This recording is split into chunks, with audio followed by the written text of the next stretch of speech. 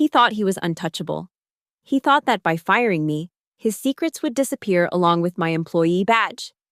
But what he didn't know was that the USB drive I left behind, that was the noose he'd tied around his own neck. You won't be able to look away from this story, because sometimes the quiet ones are the ones who bring down entire empires. My name is Catherine Miller, but everyone called me Kate.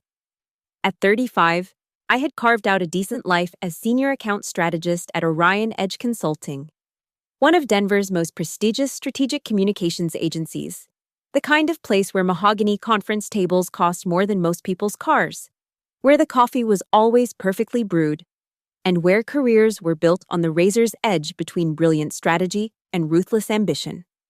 For 3 years, I had been the right hand of Richard Graves, Executive Director of Brand Strategy.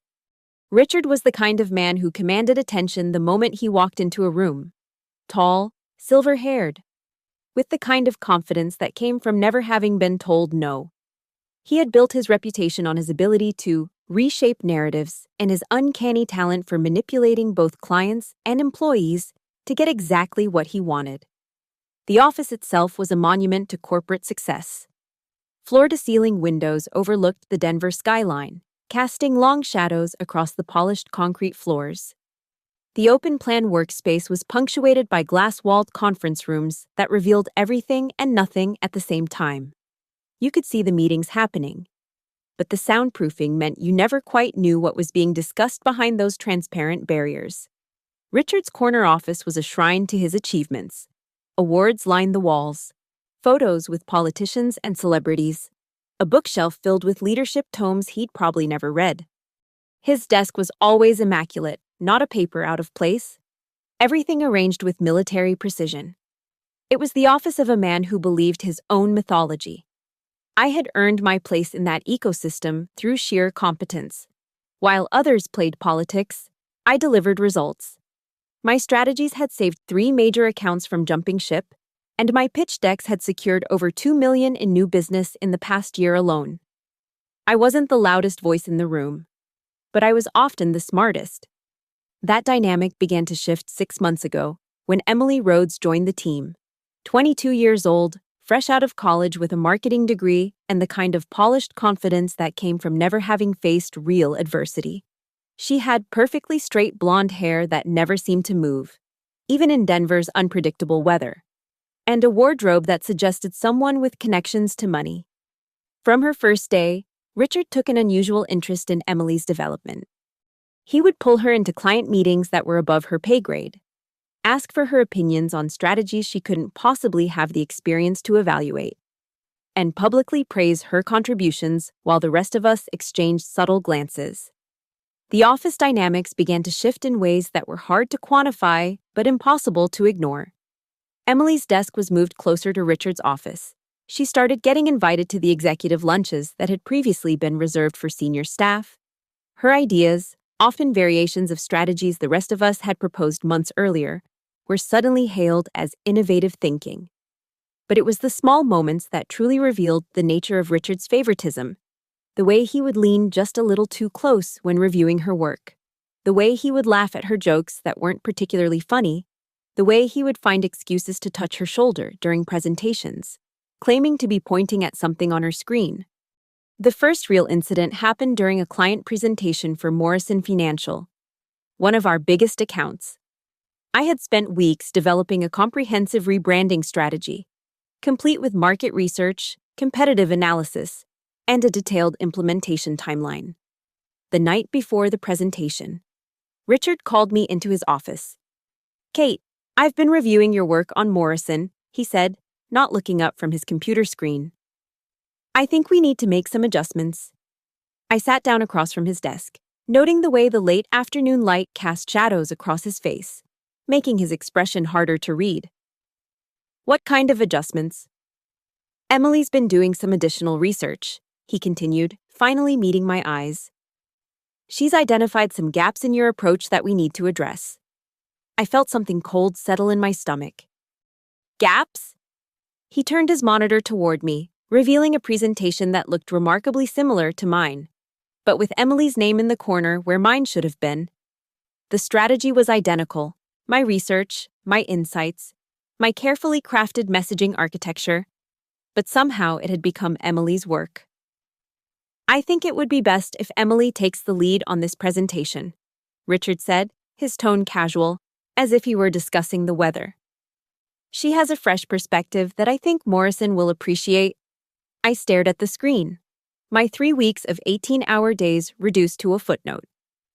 "Richard, this is my strategy, my research, my—" "Kate," he interrupted, his voice taking on a warning tone. "I need team players here, people who can put the agency's interests ahead of their own ego. Emily's approach is more collaborative." The word hung in the air like a challenge. I could feel the careful balance of power in the room, the unspoken threat beneath his reasonable tone.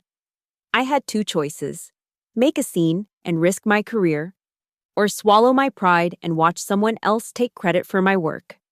I chose the latter. But something fundamental shifted in that moment. As I walked back to my desk, I began to see the office differently. The transparent conference rooms suddenly felt like fishbowls, the open workspace like a stage where everyone was performing for an audience of one. The Morrison presentation was a success. Of course, Emily delivered my strategy with practiced confidence, fielding questions with answers I had spent weeks researching. Richard beamed with pride, introducing her as one of our rising stars and praising her innovative thinking. I sat in the back of the conference room, watching the performance, and began to notice things I'd missed before.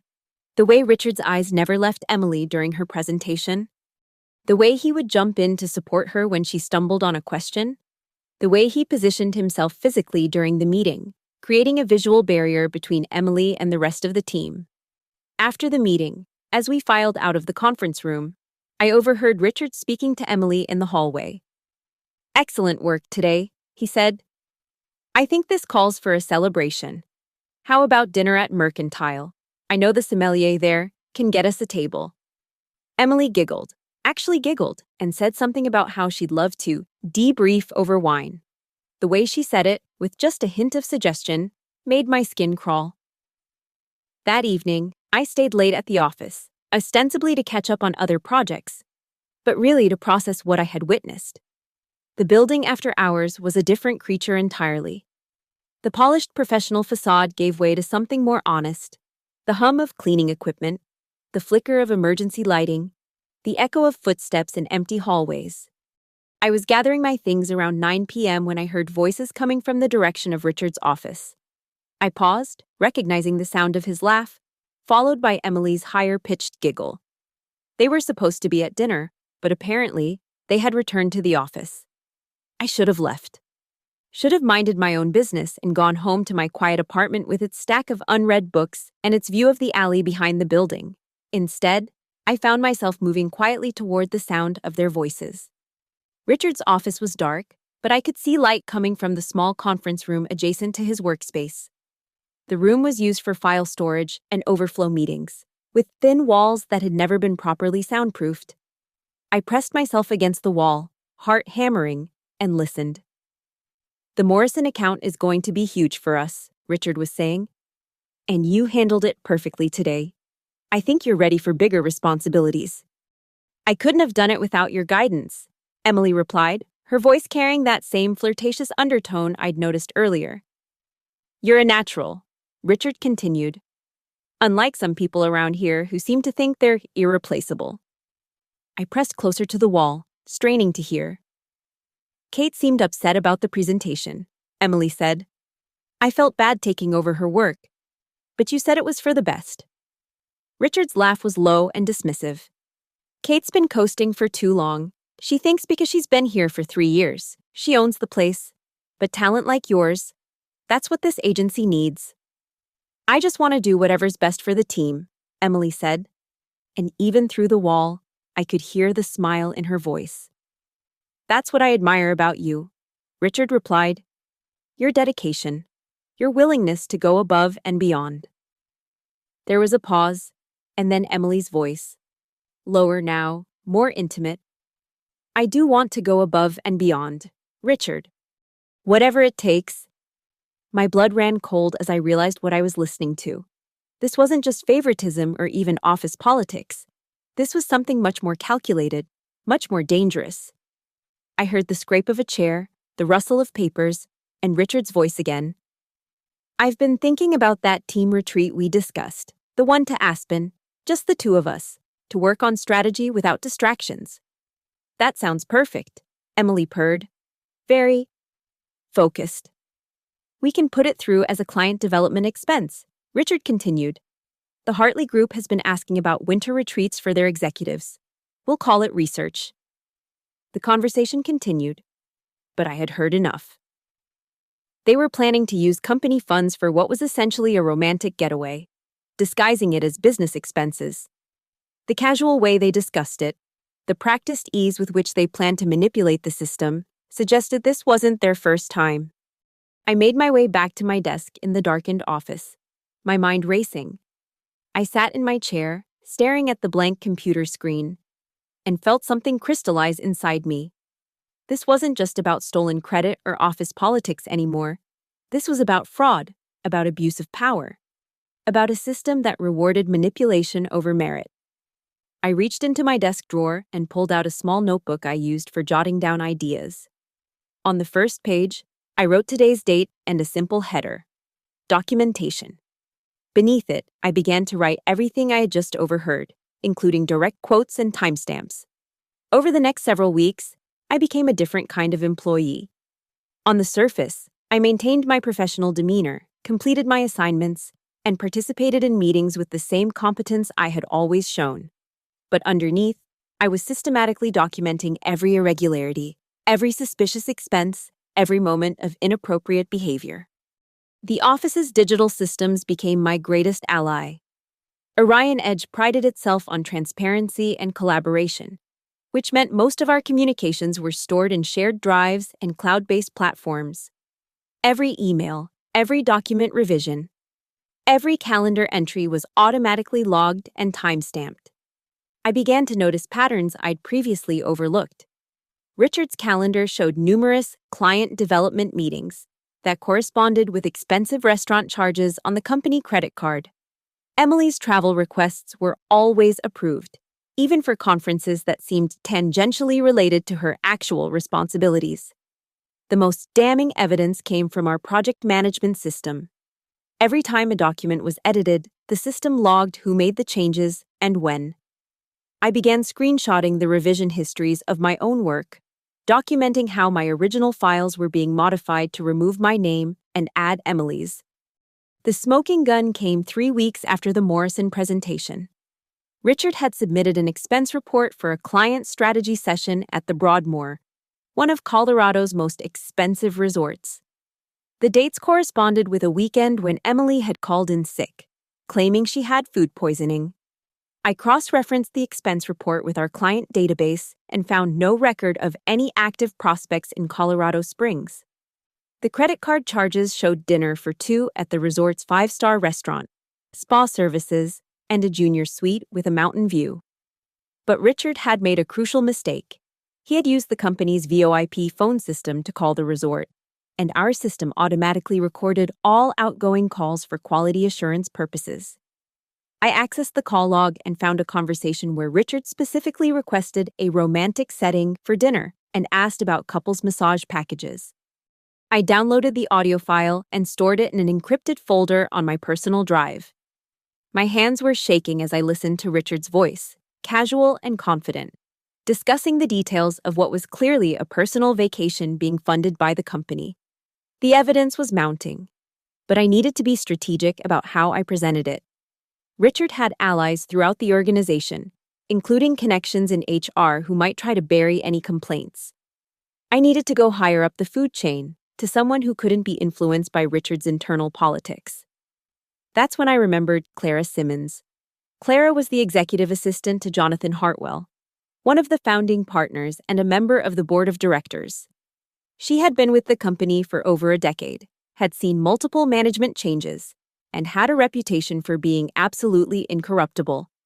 She was also someone who had never seemed particularly impressed by Richard's charm offensive. I approached Clara carefully, under the guise of seeking career advice.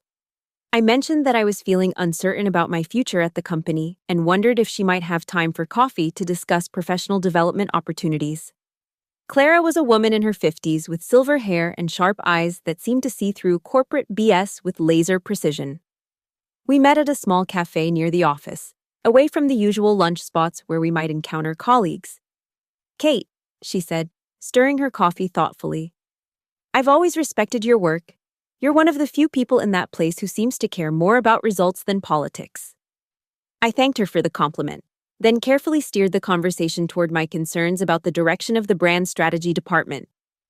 "I've been noticing some irregularities," I said, choosing my words carefully. "Things that don't seem to align with the company's stated values." Clara's expression didn't change, but I caught the slight tightening around her eyes. "What kind of irregularities?" I pulled out my phone and showed her a single screenshot. Richard's expense report for the Broadmoor weekend, with Emily's corresponding sick day highlighted on the calendar. Clara studied the image for a long moment, then looked up at me. "How much documentation do you have?" "Enough," I said quietly. She was silent for several minutes, and I could see her mind working through the implications. Finally, she spoke. "The board takes these matters very seriously," she said. "But they also require substantial evidence before taking action. If you're going to make accusations, you need to be absolutely certain of your facts." "I am certain," I replied. Clara nodded slowly. "Then I suggest you compile everything into a comprehensive report, something that can be reviewed by the board without requiring lengthy explanations or interpretations.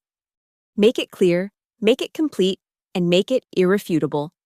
She paused, then added, "And Kate, be very careful. People like Richard don't go down quietly." I spent the next 2 weeks methodically organizing my evidence. I created a detailed timeline of events, cross-referenced with financial records, audio files, and document revision histories. I included screenshots of conversations, copies of falsified expense reports, and recordings of Richard's planning calls. The final document was 47 pages long, organized into clear sections with supporting evidence for each allegation. I saved it to an encrypted USB drive and created multiple backup copies. This wasn't just about revenge anymore. It was about accountability, about protecting the company from fraud, about ensuring that merit mattered more than manipulation. But before I could decide how to present my evidence to the board, Richard made his move. It was a Tuesday morning, and I was reviewing the quarterly strategy reports when I received an email from HR requesting an immediate meeting. The tone was formal, clinical, and ominous. I walked to the HR office with a growing sense of dread. The meeting room was small and windowless, designed to make people feel uncomfortable. Richard was already there, along with Janet Morrison from Human Resources and David Chen from Legal. "Kate," Janet began, her voice professionally neutral, "we've received some concerns about your recent performance and attitude." I sat down slowly, my mind racing. "What kind of concerns?" Richard leaned forward, his expression grave.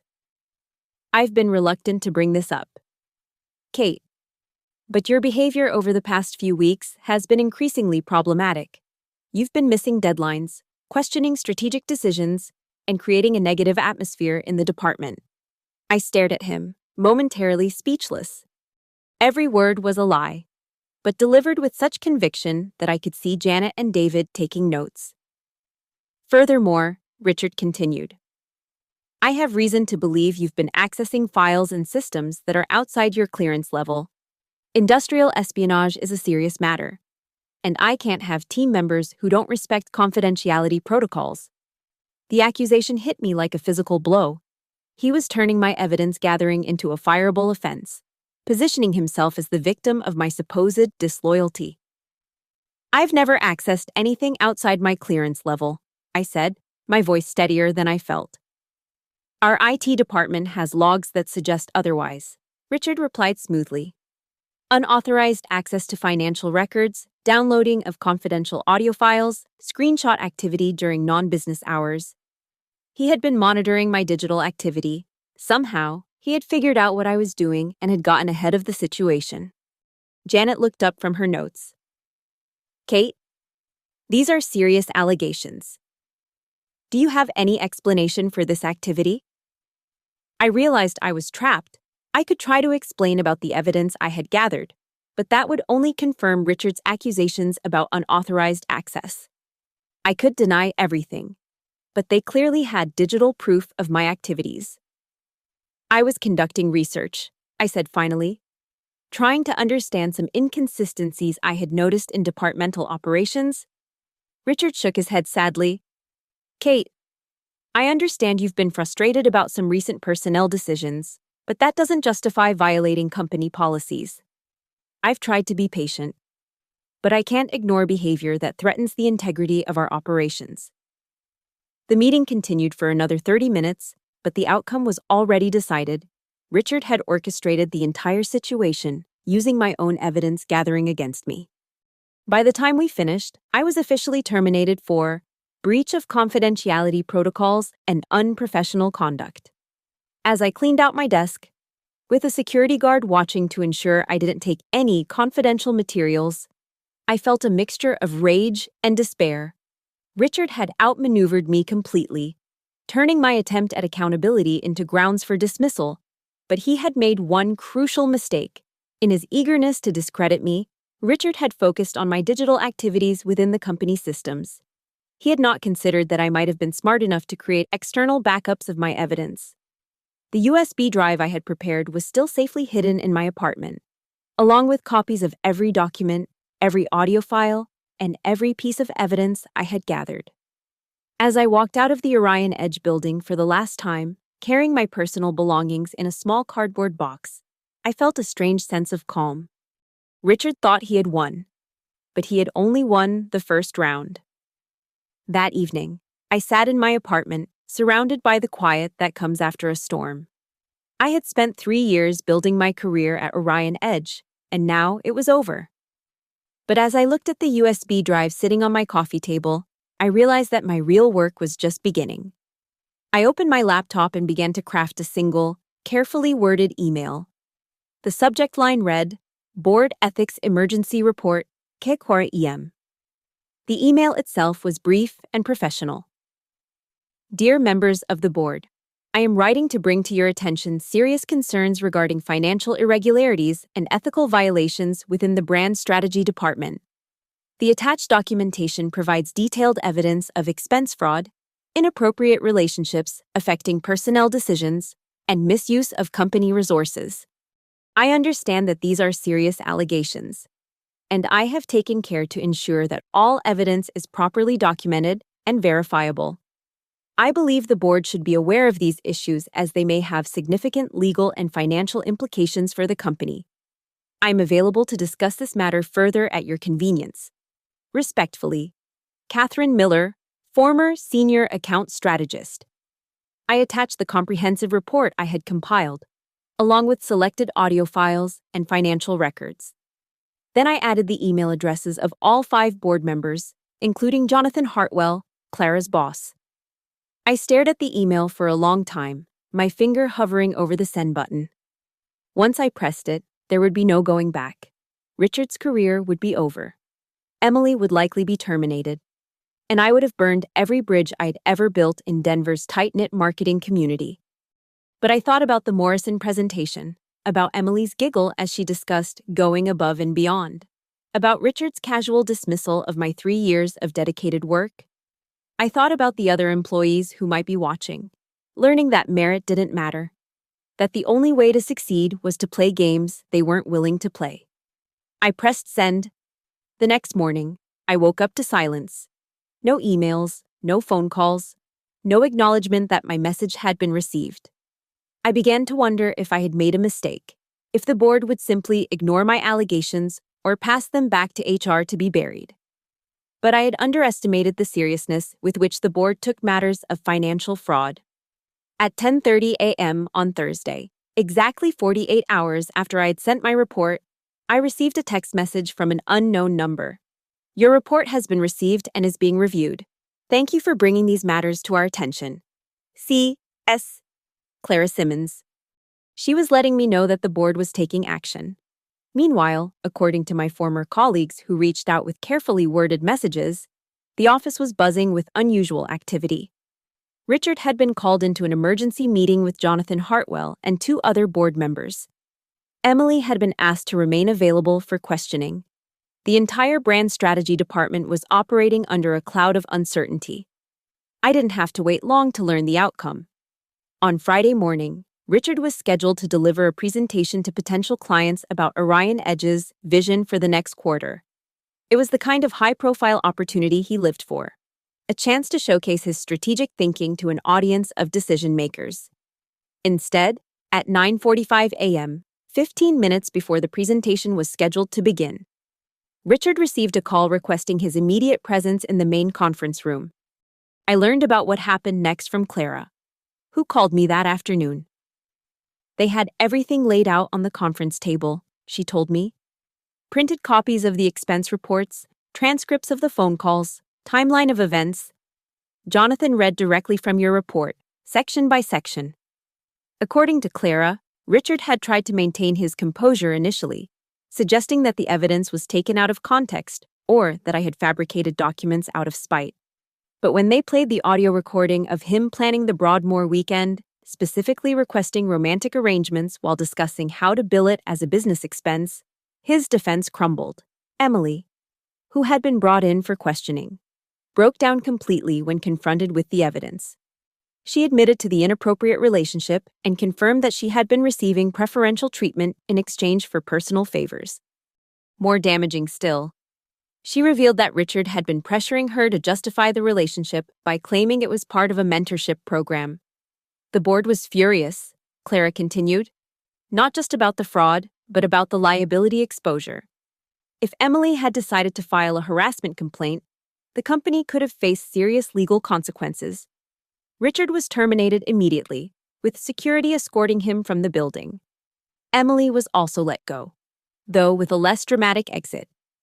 The board announced that they would be conducting a comprehensive review of expense policies and implementing new oversight procedures.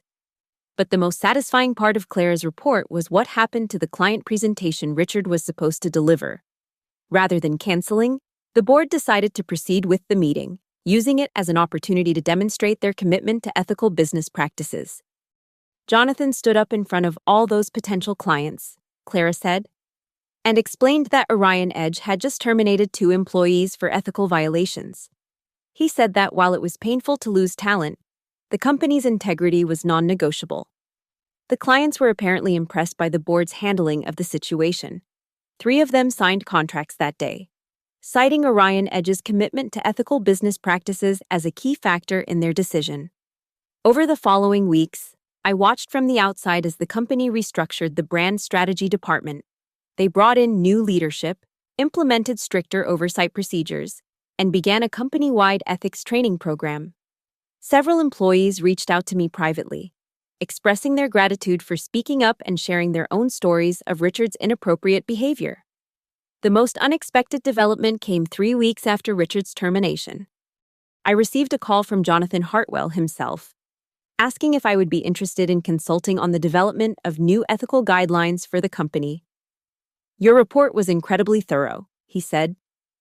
It's clear that you understand both the technical aspects of our business and the importance of maintaining ethical standards. We could use someone with your perspective to help us rebuild. I was tempted to decline, to put the entire experience behind me and start fresh somewhere else. But I realized that this was an opportunity to create something positive from the wreckage of my former career. I accepted the consulting position, and over the next several months, I worked with the board to develop comprehensive policies designed to prevent the kind of abuse I had witnessed. We created anonymous reporting systems, implemented regular audits of expense reports, and established clear protocols for handling conflicts of interest. The work was satisfying in ways I hadn't expected. Instead of creating marketing strategies to sell products, I was creating systems to protect people. Instead of trying to navigate office politics, I was helping to eliminate the conditions that made those politics toxic. Richard, meanwhile, had effectively disappeared from Denver's marketing scene. Word of his termination had spread quickly through the industry's informal networks, and his reputation was destroyed. He had to leave town entirely, relocating to a smaller market where his past was less well known. Emily also left Denver, though she landed more softly. Her youth and the fact that she was seen as a victim of Richard's manipulation allowed her to find a position with a smaller agency, though her career trajectory was permanently altered. 6 months after my termination, I was sitting in my apartment, reviewing the final draft of Orion Edge's new ethics policy, when I received an email from a stranger. The subject line read, "Thank you." The email was from a young woman named Sarah Chen, who worked in the accounting department at Orion Edge. She explained that she had been experiencing harassment from a senior manager, but had been afraid to report it because she had seen what happened to people who spoke up. After learning about my situation and seeing how the company had responded, she had found the courage to file a formal complaint. "Your bravery in speaking up changed everything," she wrote.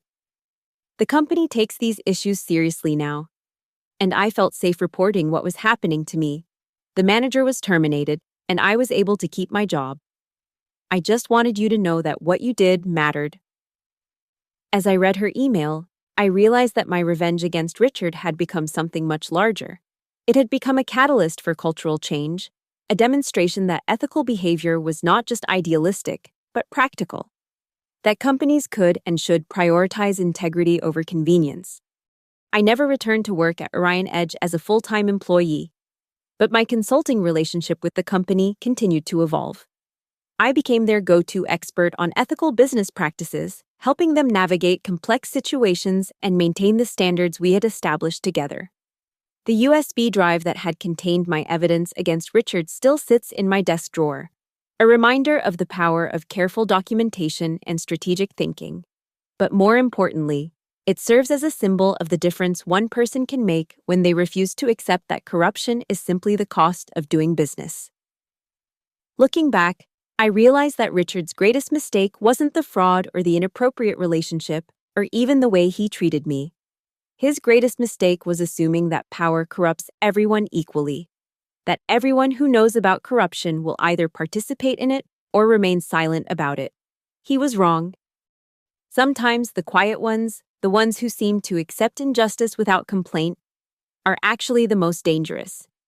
Because while others are making noise and drawing attention to themselves, we're watching, learning, and gathering evidence. And when the time comes for accountability, we're ready.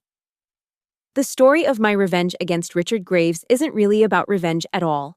It's about the moment when someone decides that enough is enough, when they realize that silence in the face of corruption is its own form of participation.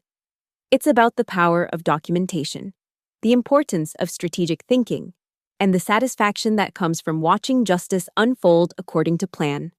Richard thought he was untouchable, but he was wrong. The USB drive I left behind wasn't just evidence of his crimes, it was proof that in the end, truth has a way of surfacing, and those who abuse their power will eventually face the consequences of their actions. And that, more than any promotion or raise or public recognition, is a victory worth savoring.